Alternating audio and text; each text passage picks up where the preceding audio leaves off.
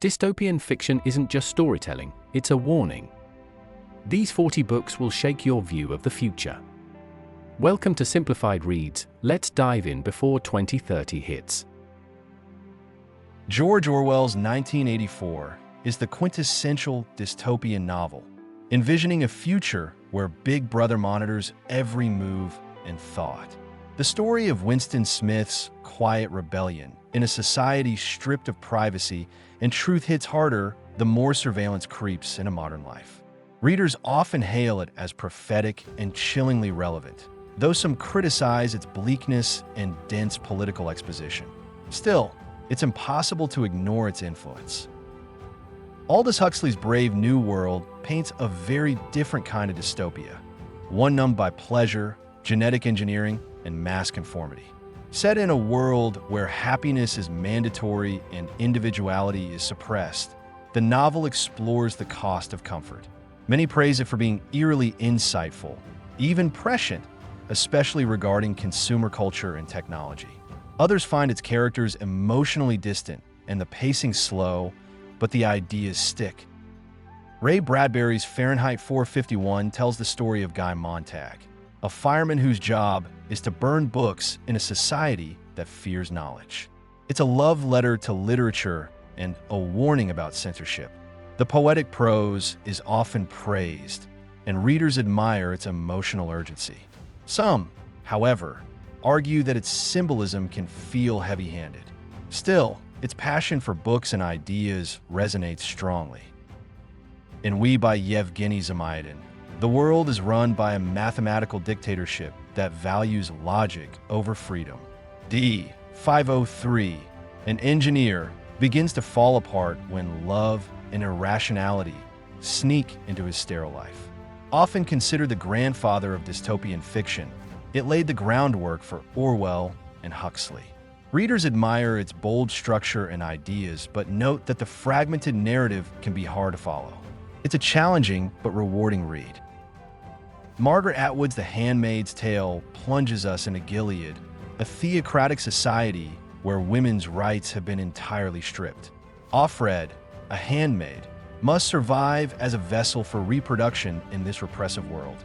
Readers often call it terrifyingly plausible, and Atwood's restrained, poetic style is lauded.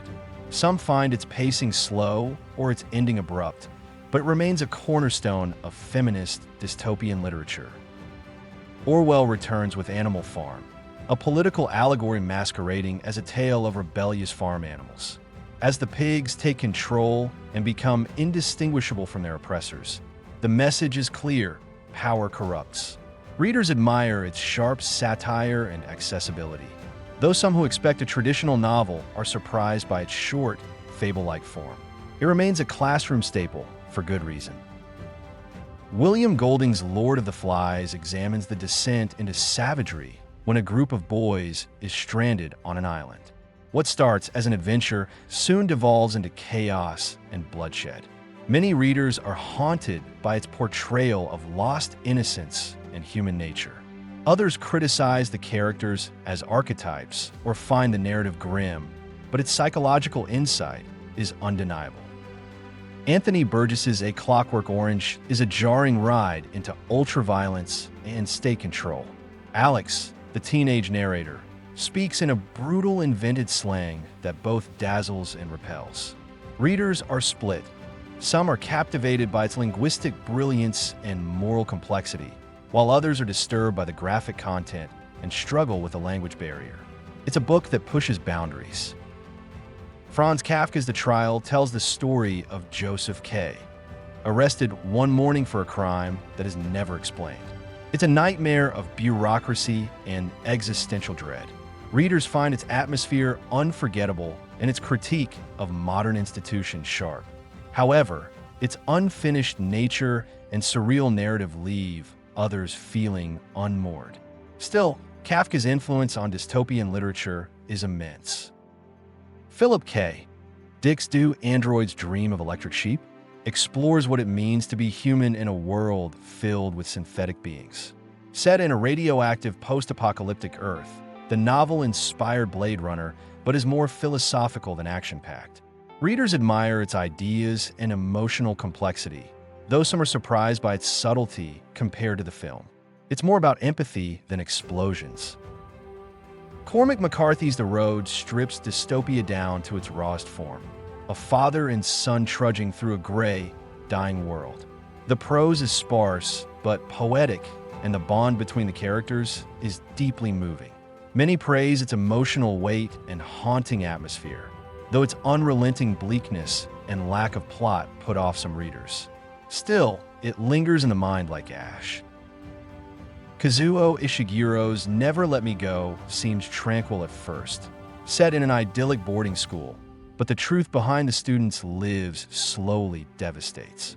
It's a quiet, restrained dystopia with emotional resonance that creeps up on the reader. Fans love its subtlety and aching sadness. Detractors may find it too slow or muted, but it's deeply thought-provoking. Naomi Alderman's The Power flips gender dynamics by imagining a world where women develop the power to release electricity from their bodies. Societal roles flip in unexpected ways, challenging the idea that power leads to justice. Readers are fascinated by its premise and fast pace. Some criticize its execution and character development, but it sparks deep conversations. Margaret Atwood's Oryx and Crake begins a genetic apocalypse through the eyes of Snowman, who might be the last man alive. The story unfolds in a strange, broken world filled with biotech experiments gone wrong. Readers love the world building and Atwood's vision, while some find the narrative disjointed. It's disturbing and wildly imaginative. P.D. James's The Children of Men imagines a future where humans have become infertile. As society teeters on the brink, a woman becomes pregnant, and everything changes. Readers admire its philosophical tone and eerie relevance. Others find the pace slow, but its quiet tension and emotional impact are powerful. David Mitchell's Cloud Atlas spans centuries and genres, with a dystopian future nested among interconnected stories. Its ambitious structure wows many readers who enjoy piecing together its themes. Some, though, find it too complex or disjointed. Still, its vision of human greed, resilience, and cyclic history is unforgettable. Octavia E. Butler's Parable of the Sower follows young Lauren Olamina as she escapes a collapsing society and creates a new spiritual philosophy. It's a harrowing journey through chaos, but also a story of hope and transformation. Readers love its urgency and realism, though some struggle with its bleakness and abrupt end. Butler's voice is vital and visionary. Lenny Zumas' Red Clocks offers a near-future America where abortion and IVF are illegal and personhood begins at conception. It follows 5 women navigating this new reality. Readers praise its lyrical prose and timely themes, though others find the non-linear storytelling confusing. It's an intimate dystopia grounded in contemporary fears. The Testaments, Atwood's sequel to The Handmaid's Tale, expands on Gilead through the voices of 3 women. Fans appreciate its insight and accessibility, while some feel it lacks the literary depth of its predecessor. Still, it answers long-held questions and gives a sense of hope. Ninny Holmqvist, The Unit, presents a sterile, calm society where childless older adults are harvested for organs in the name of public good. It's quietly horrifying and emotionally rich. Readers love its subtlety and psychological depth, though some find its pacing slow or uneventful.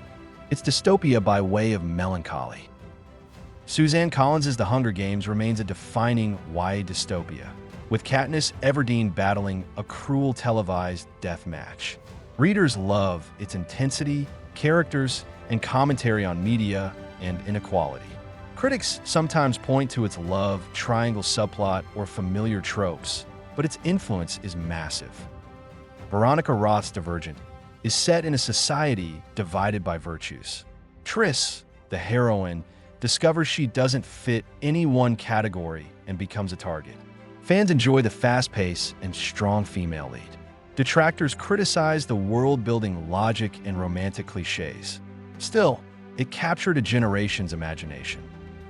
Marie Lu's legend sets up a police-state America where a military prodigy and a wanted criminal uncover state secrets. It's full of action and dual perspectives. Readers love the tension and heart, though some find it formulaic. It's a solid YA thriller with depth. Ali Condi's Matched envisions a clean, regulated world where the government chooses your spouse. Kasha's rebellion begins when she sees another face in her match file. Fans appreciate the concept and romance. Others find it too slow or safe, but it invites readers to question control and choice.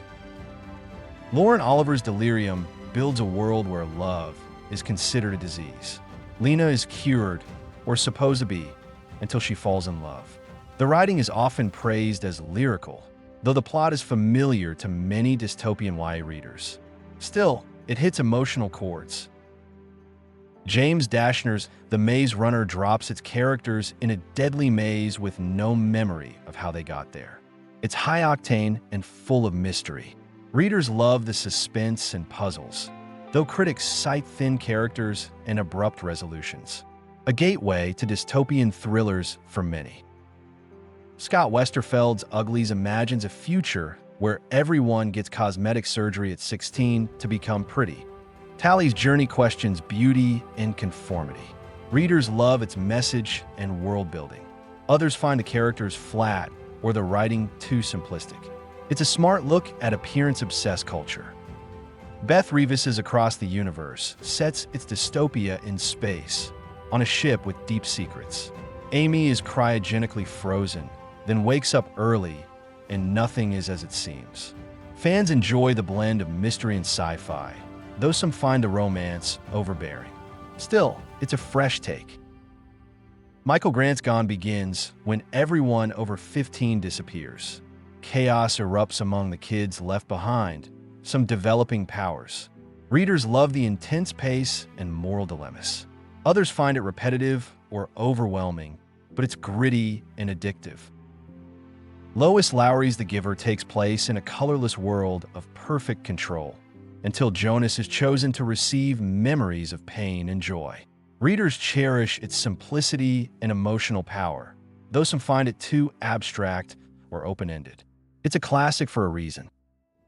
Paolo Bacigalupi's The Wind-Up Girl is set in a future ravaged by bioengineering and climate change. It's dense, gritty, and eerily plausible. Readers praise its complexity and world-building, though some find it hard to follow. It's a demanding but rewarding read. Emily St. John Mandel Station 11 imagines a post-pandemic world where a traveling theater troupe preserves art and memory. It's lyrical and surprisingly hopeful. Readers love its structure and emotion, though those expecting action may be disappointed. It's about survival of the soul. Bacigalupi returns with The Water Knife, a thriller about water wars in a drought-stricken America. It's brutal and fast-paced. Fans appreciate its realism and tension. Critics note its grim tone and violent scenes, but it feels frighteningly close to reality. Hugh Howey's Wool is set in an underground silo where truth is forbidden. One woman's search for answers threatens everything. Readers love its suspense and layers. Some find the pace uneven, but the story grips and doesn't let go. Pung Shepard's The Book of M explores memory loss as a global epidemic. When people forget, they also gain strange powers. It's poetic and imaginative, though some readers find it confusing or overly long. Still, it's an emotional, original dystopia. Louise Erdrich's Future Home of the Living God sees evolution reversing and a pregnant woman on the run. It's quiet and unsettling. Fans praise its themes and depth, though others find the narrative fragmented. It's less about plot and more about fear of change. Philip K. Dick's The Man in the High Castle imagines a world where the Axis won World War II. It's speculative, complex, and full of paranoia. Readers love its alternative history. Some find it disjointed, but its influence is deep.